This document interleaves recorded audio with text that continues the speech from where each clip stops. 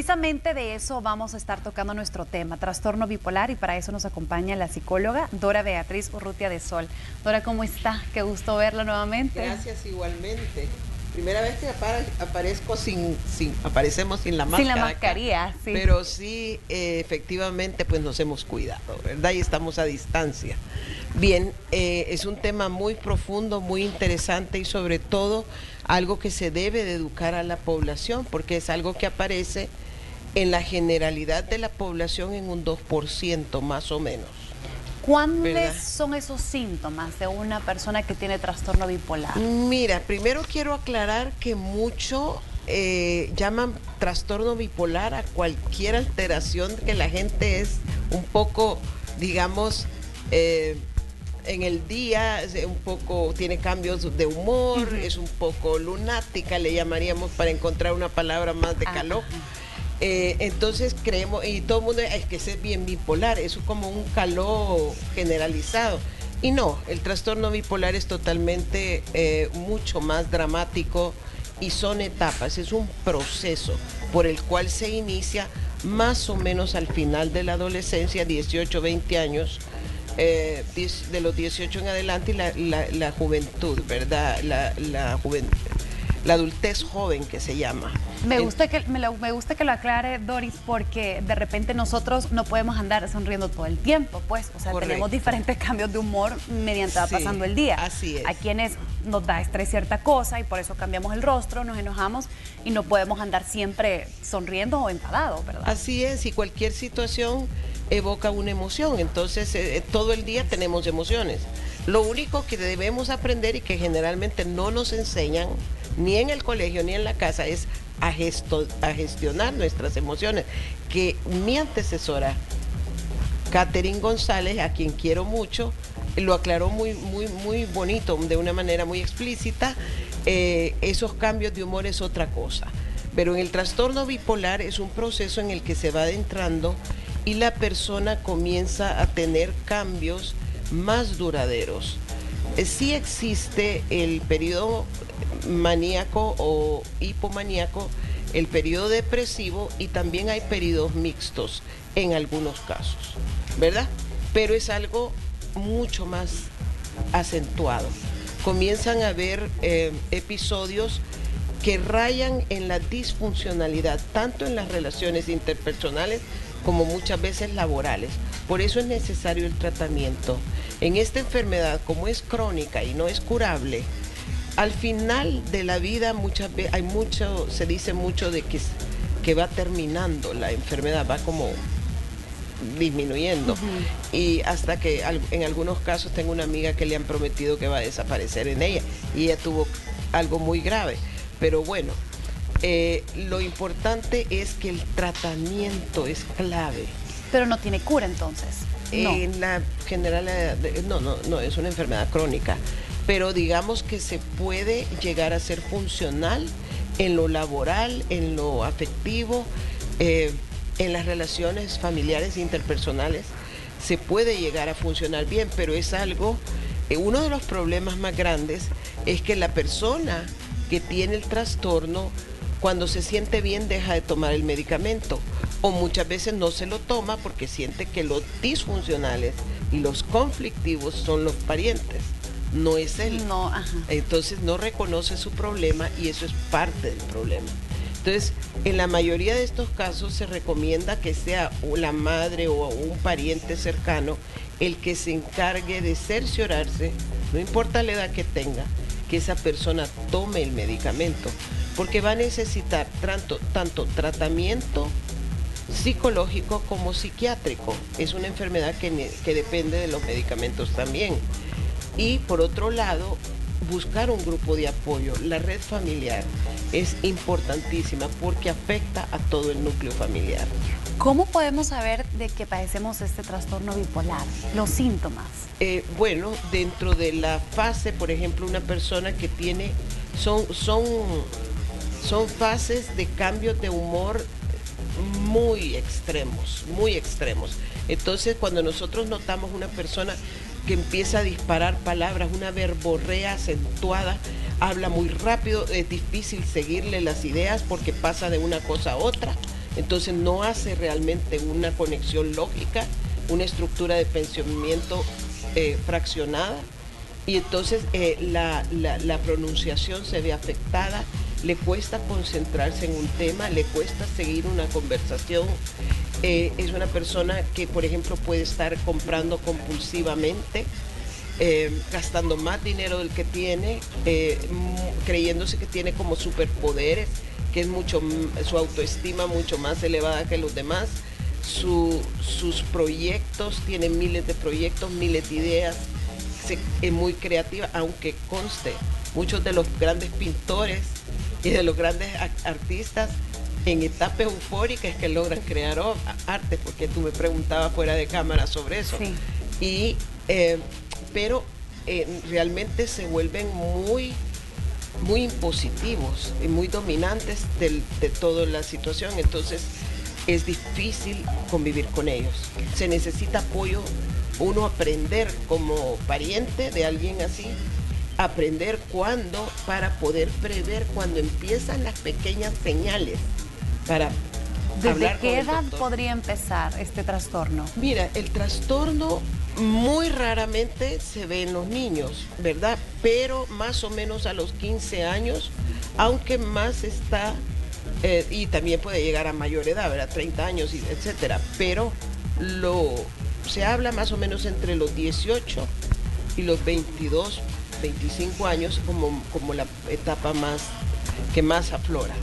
Ahora, si una persona tiene trastorno bipolar, la posibilidad de que sus hijos lo hereden es mínima, es de un 10%, pero el ambiente tiene mucho que ver. Si como se vive, o sea, por eso es tan importante el tratamiento tanto psicológico como psiquiátrico, porque si hay violencia intrafamiliar, si hay conflictos, si hay gritos, si hay peleas, ese niño va a crecer con un ambiente que está abonando a algo que, aunque él mínimamente lo ha heredado, pero se le puede disparar. ¿Me explico? También cuando hay enfermedades, ya las dijeron en el video. Sí. Pero básicamente es importante el ambiente, es importante el enseñarles a gestionar la comunicación, a gestionar las emociones y la comunicación, porque si hay un ambiente donde yo puedo estar de acuerdo o en desacuerdo con mi pareja, por ejemplo, pero él expone su punto de vista y yo lo atiendo, queriendo escuchar qué es lo que siente, piensa y todo, en vez de yo estar pensando con qué le voy a disparar para probar que mi punto de vista yo tengo la razón.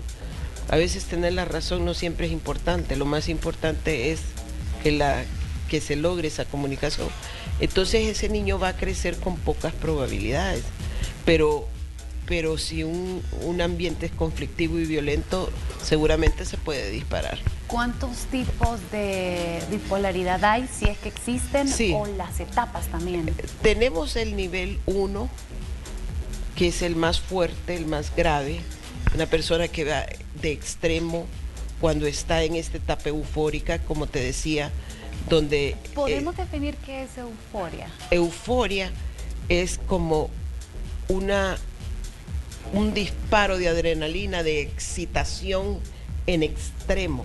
La persona se mueve todo el tiempo, no puede dormir, duerme 1 hora y el día siguiente está como que nada, ¿verdad? Duerme 3 horas y funciona, y todo lo que hace lo hace como mucho más con más fuerte, energía. con más energía, sí. Con una energía disparada. Entonces después viene el agotamiento y esta persona se va al otro extremo completamente, se quiere morir. A veces ahí es donde es peligroso los intentos de suicidio. Entonces se quiere morir, está triste, le cuesta, o sea, no se quiere levantar, le cuesta levantarse de la cama, pero no duerme porque le cuesta conciliar el sueño. El proceso de pensamiento se vuelve más aletargado, entonces la gente tampoco se puede concentrar, tampoco se concentra. Y la otra cosa es que digamos el nivel 1, en esos extremos. El 2 es la fase como menos intensa, podríamos llamarle. Sobre todo en la depresión, pues hay que tratarla también. Es importante, pero no, digamos que duran menos los episodios. Y la fase 3, que el nivel 3, que sería el de ciclotimia, que es aquella persona que sí se puede confundir con tener esos niveles de cambios de humor, y esta gente lunática que le pasa, ¿verdad? Pero es menos violento, es más tranquilo eso. ¿Será que el alcohol y el consumo de drogas predisponen a que podamos desarrollar este tipo de trastorno? Mira, por supuesto que sí. De hecho, el consumo del alcohol y cualquier droga no es así recomendada. Ahora, hay estudios de que la marihuana, si se comienza a usar la marihuana y el nivel de intensidad en que se usa, lo prolongado del asunto puede predisponer a enfermedades mentales y va a predisponer a Cuando abusamos. enfermedades.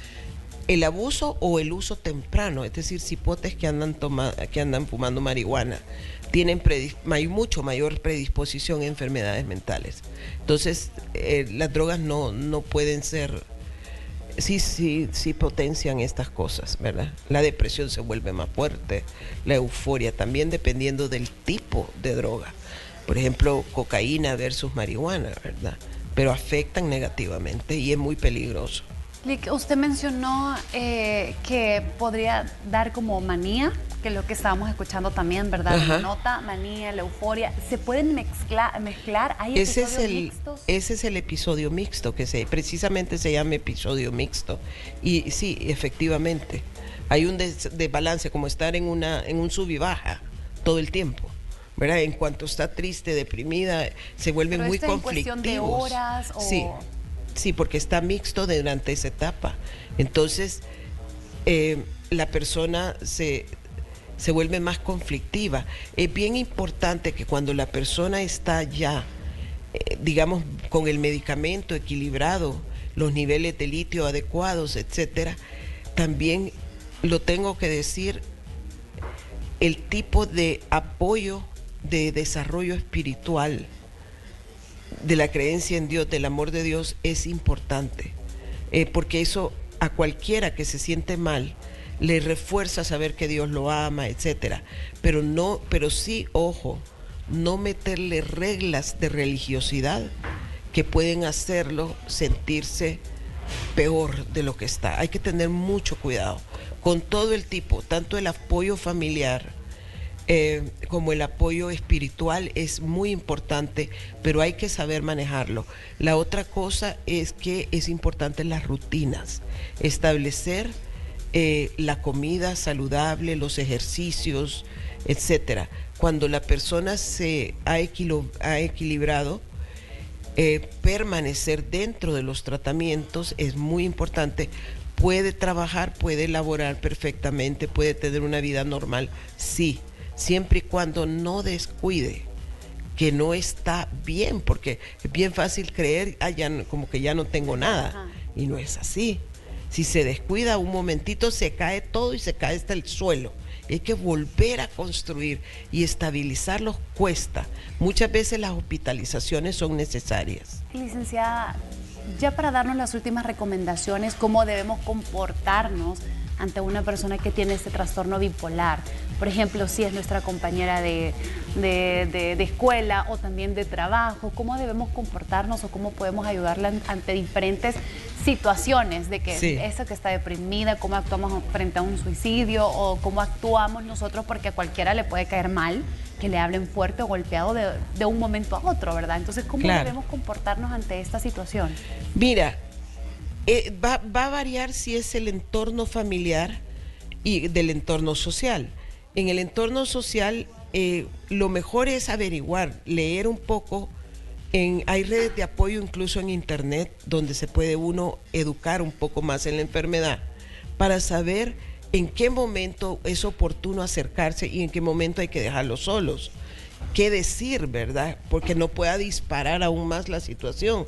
Pero en el entorno del hogar se vuelve un problema, porque muchas veces, como la persona puede manipular, puede que haga chantajes, que puede que haya habido un evento de intento de suicidio. Entonces pasan a no decirle nada, a no ponerle límites, y esa persona no trabaja, no estudia, no hace nada, y ahí lo dejan, lo van dejando. Eso es bien peligroso. Se debe de realmente no soltar el dedo del renglón hasta que logre estabilizarse, y ya cuando se logre estabilizar comenzamos otra vez con medidas de límites, de establecer rutinas, de que elabore, de consejo, de plática, de desarrollo espiritual, etcétera. Y no retirar los medicamentos bruscamente, No, ¿verdad? Porque no, eso nunca, no se puede hacer. nunca. Y además, muy importante, cuando se inicia el tratamiento, los medicamentos no van a hacer milagros de la noche a la mañana. O sea, los antidepresivos tardan, ¿qué? 28 días en comenzar a hacer efecto, 21, 28 no. Y puede ser meses para equilibrar. Por eso es tan importante no dejar el tratamiento y estar siempre con el médico, con el psiquiatra, con la psicóloga. De esa manera lograr que esa estabilidad dure lo más posible, porque va a venir otro episodio, pero que por lo menos sea menos intenso o más relanceado también. Muy bien, perfecto. Lic, mil gracias. Okay, Gracias por un su gran tiempo gusto. Muchas y por gracias ayudarnos a ustedes. desarrollar este tema también. Si usted la quiere contactar, lo puede hacer a través del 7852-4477 y también 2263-0823. Clínica del Sol también, así en redes sociales. Lic, mil gracias. Gracias a ustedes, un placer, y espero que les haya sido de mucha utilidad. Por supuesto que sí, Lic. O sea, ya escuchábamos de que el porcentaje también es del 2%, ¿verdad? De los hijos, de los hijos, sí. Que hereden esto. Que lo hereden, así que bueno. Así es que el ambiente es lo más importante. El ambiente es lo más importante, así que agarre estas recomendaciones y espero que haya sido de utilidad este tema que desarrollamos. Nosotros vamos a una pausa, pero volvemos con más.